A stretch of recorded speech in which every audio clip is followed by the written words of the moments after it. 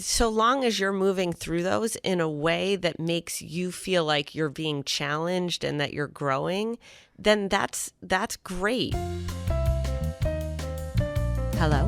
Hi, is this Erika? This is. Who's this? This is Paige. What's up, Paige? Oh my God. I can't, this is like not real life. This is so awesome. I'm such a big fan. What's going on, Paige? Yeah, so after I graduated college, I was a high school teacher for a year. I fucking hated it. So then I moved into business. I was an executive assistant for a year. And then I moved on to being actually a stay-at-home mom for a couple of years. I just started working full-time this last spring, but I feel like I'm having a really hard time not feeling like I'm so far behind my peers between switching careers and then being a stay-at-home mom. So I'm just wondering what advice you would have for, feeling like I can catch up to where everyone else in my age group is, and kind of catching up in new jobs. All right. What kind of job do you have now? Right now I'm a project coordinator and I work also in accounting. Okay, that's great. So one is, look, like it's not you versus everybody else. Who cares? Like, who cares where everybody else is at in their career? Like, you've got to feel good about what you're learning, how you're growing. There's probably a lot of women out there who are your age who are like, I'm lonely. I wish I had a family. I wish I had a baby. And they just have their job and they're like, how do I get those other things? So you know what I mean? Like, everybody can judge themselves off of somebody else's yardstick, but it's like at the end of the day, you're you. You have your talents, you have your flaws, you have your motivation and drive, you have your support system. You have the things you're trying to overcome in your life. So long as you're moving through those in a way that makes you feel like you're being challenged and that you're growing, then that's great. So the biggest thing is, like, it's so easy to be defeated by virtue of, what everybody else is doing or how everybody else is doing. I had like Devin the other day be like, oh, I feel like my career's going okay.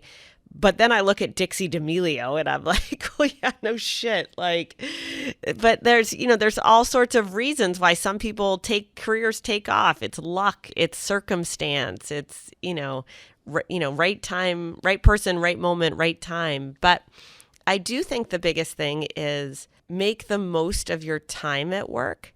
So when you're at work, you're not going to work the hours probably that everybody else is because you have a family, you want to take care of your kids, you have a lot going on. So the first thing is, like, be super efficient, be ambitious at work, be focused at work, have clear drive at work. That doesn't mean work 700 hours a week. That doesn't mean that you have to work more than everybody else. Just be more efficient than everybody else. One of my biggest observations at work is just how inefficient people are. So one way to move faster than everybody else is just to be a maniac about being efficient with your time. The second thing is, like, don't get burnt out. Like, don't get exhausted or defeated. Like, if you feel like you have to be the perfect mom and perfect at work and perfect in your relationship, like, you're going to explode at some point, and that's not going to be pretty. So don't forget to make time for Paige and put Paige first. Like, what does Paige need? Paige might need a manicure. Paige might need a workout. Paige might need a nap, So make sure Paige gets what she needs, and then just put the blinders on, like, it's kind of like in horse racing. You know how the horses have the like blinders near their eyes? It's like, if the horse looks at how everybody else is running, the horse is going to get off track. And really what you need to do is focus on your lane, focus on what you're doing and where you're going. There's no shame in changing careers. There's no shame in dropping out of work to work at home. Like, who cares? That's awesome. You're here now. You're doing a coordinator job. You're working in accounting. Figure out what you like the best. Figure out what you're good at. Do the most of that you possibly can, and everything else will follow. Yep, absolutely. Yeah, I think you're totally right. Just definitely, like, keep my head down and keep going. So yeah, keep your head down. Don't worry about it. Look, everybody has all these insecurities, and people are probably looking at you being like, I wish I had it as good as Paige has it. And you're looking at them being like, I wish I had that title and the pay. But, like, both of those things will come together in the right time. Yeah, absolutely. Absolutely. Well, thank you so much, Erika. I really All right. Have a great day, Paige. You too. Okay, bye-bye. All right, we've got a new partner for Token. I'm fired up about it. I had a call with these guys last week. I thought they were awesome. Their name is Omega Accounting Solutions. Not the sexiest name ever, but what they can do for small businesses is so awesome and so powerful. One of the things we learned when we were raising $40+ million to give to small businesses is that small businesses do not have good financial infrastructure. It's super hard for them to be able to run their business, be creative about their business, make their business their life's work, and to be thinking about accounting. And what Omega Accounting Solutions does is it enables small businesses to outsource the stuff that is really, really, really important, but that small business owners just don't give a shit about. And I think this is important because what these guys know how to do, and it's girls and guys, but what they know how to do is to make sure that small businesses are taking advantage of every tax credit, every accounting change possible. And so a specific example of this is if your business, if you're a small business owner and you suffered significant financial losses or you had to shut down or partially shut down during the pandemic, you may be eligible for an ERC, which is an employee retention credit. This is a powerful payroll tax credit. The ERC was passed as part of the CARES Act, and the whole point is to help small businesses recover from the pandemic. If you employed between 5 and 500 employees and you paid any type of payroll during COVID, you may be eligible for a refund of up to $26,000 per employee. That's pretty amazing. Now is the time to act before the government's filing window closes and the refund is gone for good. So reach out to Omega Accounting Solutions and they can help you figure out if you can qualify for this tax credit. Call Omega Accounting Solutions at 800-704-2000 or go to omegataxcredits.com to learn more. That's 1-800-704-2000 or go to Omega, that's spelled OMEGA, taxcredits.com to learn more. Hello. Hi. How are you today? I'm great. What's your name? Chelsea. Oh, what's up, Chelsea? How's it going? I don't have my glasses on, so I can't see. I know you've already told us what your name is, but... Oh, no, that's okay. First and foremost, thank you so much for your time today. Happy Monday. Great start to the week for me. But I just wanted to ask, so I am in my first year of my full-time job. I've done 5 internships before this, so I'm familiar with the workforce, but I think I'm starting to realize that my current path isn't what I want for my future. Okay.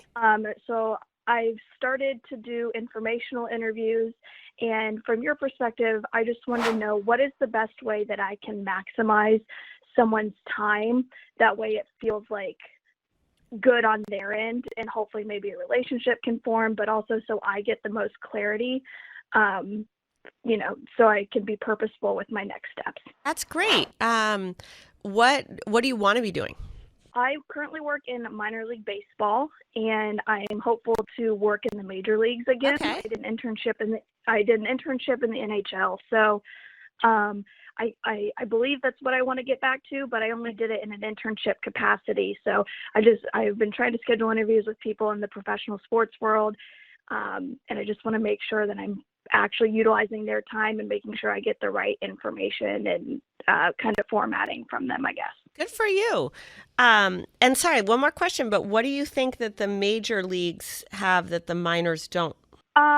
So I believe that I want to work in community relations, community outreach, or for a team's foundation. So in terms of resources, from the major league level to the minor league level, the discrepancy is, Yep. A little different in terms of resources and reach. I ultimately have a big philanthropic heart. I want to touch as many people as I can. So generally that goes a little bit longer at a major league level. Sure. Okay, that makes total sense. So one is, congratulations. I think having so many interviews, having a job in sports is pretty awesome. I would have dreamed of that or, killed for that when I was your age. And also basically the acumen to be like, okay, this is great and all, but I really want something bigger or different. So, huge, huge props to you. I think, the way I would approach it is if you think about, major league sports, everybody hits these people up all the time, right? Like everyone, or not everyone, but like it's a very desirable, sexy, kind of captivating line of work. People like it. It's entertainment, it's athletics. There's a lot of money. There's, team pride. There's, it's something that garners a lot of attention. And so I think the thing that I would look to is really articulate your experience and your impact, and also your passion. So what town do you live in, Chelsea? I live in Huntsville, Alabama. Okay. So are you willing to move? Yeah, absolutely. That's awesome. So one, good for you. So then you can kind of spray and pray a little bit. So one is I would reach out on LinkedIn to all of the people who work in the charitable arms or community relations across any and all teams that you care about or you're interested in. So I would really start to reach out and just say, hey, I'm doing this in Alabama. I work for this minor league team. Here's what I've accomplished there. I'm really looking to make the step and kind of share insights and what I've learned and to learn from you. So, I would say 90% of that outreach won't work. Like nobody will write you back, but maybe 10% will, and then you can start there. The second thing I would do is for teams that you're really interested in, find out like when their next big community outreach thing is, or make it so that you go to a game on whenever the game is and see what's happening and literally go in person and introduce yourself to the people running the community outreach experience, right? Like teams are always doing this adjacent to whatever game they're playing.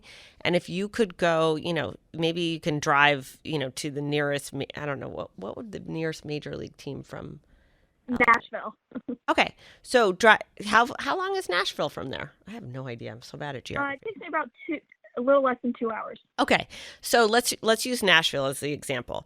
You could reach out to the Titans, right? You could find out what the Titans are doing around, their next game. You could go introduce yourself kind of on a whim, bring a printout of your resume, and say, hey, I'm really interested. I'm passionate. I'd love to help. Can I volunteer? Is there any help you need today? And then give them your resume. And then that I think will give you the best chance of kind of standing out and sticking. Obviously, you can't do that everywhere and anywhere. You'll pay attention to all the jobs being posted. You'll pay attention to people who work in those professions on LinkedIn. But honestly, I would just start making the outreach and know that you're going to get rejected most of the time. But the effort of doing it and how creative you can be in doing it is what ultimately is going to land you that position. Yeah, thank you so much. I've tried lining some things up. I've been able to have 1 or 2 phone calls, and I just want to make sure that I'm, optimizing their time and getting something out of it, but also being respectful. You don't want to take up too much time. You want to make sure you ask the right questions. So just trying to figure out the balance of actually getting the most out of, someone's time that they've been. Yeah, totally. There. So in which case I did not answer your question at all. But so in that regard, look, okay, yeah. You want to make a list of 5 insights that you've learned from your minor league experience. Like, and be willing to share those on the call. Like, here's what we're really seeing. This is happening. People are loving this. This is really changing and making community relations more and more difficult. Like, don't just think about the questions that you have. Think about the insights that you can give, and use the insights, quickly at the beginning of the conversation, because it kind of sets up your credibility and it sets up your reason for why they should be paying attention to this conversation. And then the other thing I would say to get the most out of it is like when people want like a random one-on-one with me and they ask me like the most basic, stupid question, I'm bored. And so make sure your questions are thoughtful. Like you can have a couple softball questions, but really get to a few thought-provoking, like what is the vision for community relations? What's the obstacle facing the Titans or whomever it may be? how can you have more impact on certain communities that you haven't yet? So I would be smart about it. And I think people generally appreciate interest in their business, and they appreciate insights into other businesses, and they appreciate thought-provoking conversations. And so long as you can do that, I think they'll feel like it's really valuable. Okay. Well, thank you so much for that. I'm really grateful for your time, for this podcast. The team that you have is absolutely incredible, and they really help me in my day-to-day life at work. So Awesome. All right. Have a great day. Good luck. Keep us posted. Thanks, Erika. Okay. Bye-bye. Let's go. I'm never going to have a better call than this. Hello. Oh my gosh, I got back. You cannot be a pushover. Nobody is going to respect you. We got to get going on that. Be comfortable when you're sick, stats creep. You're also stunting your life. I don't know if that was helpful.